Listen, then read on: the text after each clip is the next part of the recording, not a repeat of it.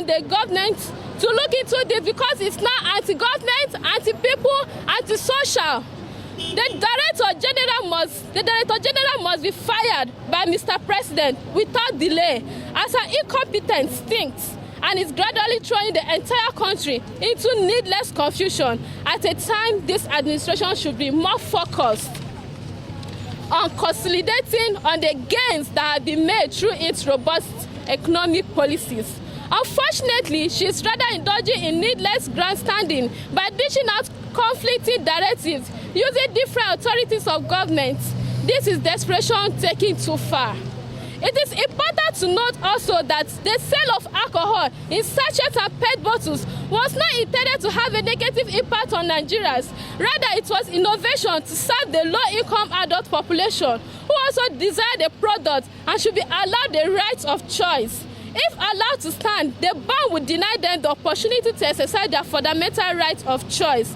However, contrary to claims by NAFDAC that sachet alcohol beverages encourages abuses, availability in small portions, rather discouraging abuses that are usually associated with big containers. Equally important to note is the fact that alcohol served in sachets by local producers is produced under thoroughly hygienic conditions and certified by regulatory agencies, including NAFDAC.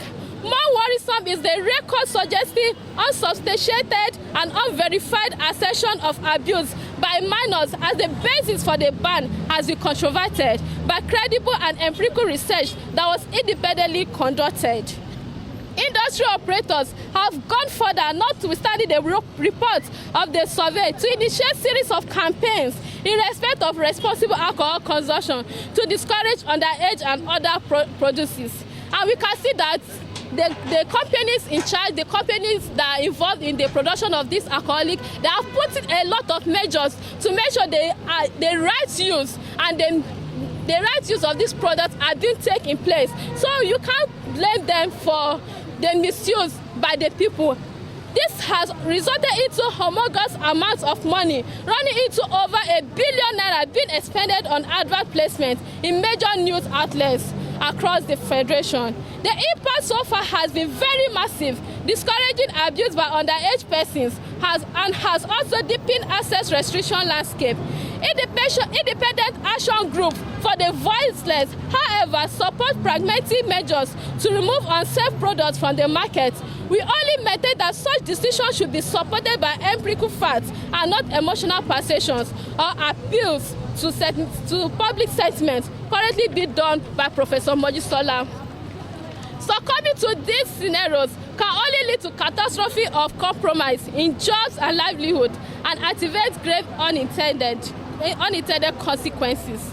This unpopular action is detrimental to the survival of the affected industry operators of Nigeria origin, more so that it comes at the expense of the job and livelihoods of workers and all those involved in the value chain. The decision is ineffective because it will open up the market for illicit, substandard and unregulated products. It will further lead to an influx of imported alternatives, mostly small goods, thereby denying government substantial revenues collectible from the companies and also restrict low-income consumers access to the products. And this will also stop the revenue that the government generates from these companies. And we can see that it will also increase the crime rates in all the states like the Southwest where these companies are being domiciled. And finally and more importantly, it has become most expedient that the President and Commander-in-Chief of the Armed Forces of the Federal Republic of Nigeria, Asiwaju Bola Ahmed Tinubu, wields the big stick without hesitation by firing the NAFDAC DG, Professor Mojisola Christiana Adeye, forthwith as her continued stay in office is no longer in public interest and good of his administration, but self-serving. Thank you all for your kind attention and God bless. Mojisola must go! Mojisola must go! Ms. Patience Ojoshegbe Abimaje, Secretary General, Independent Action Group for the Voiceless.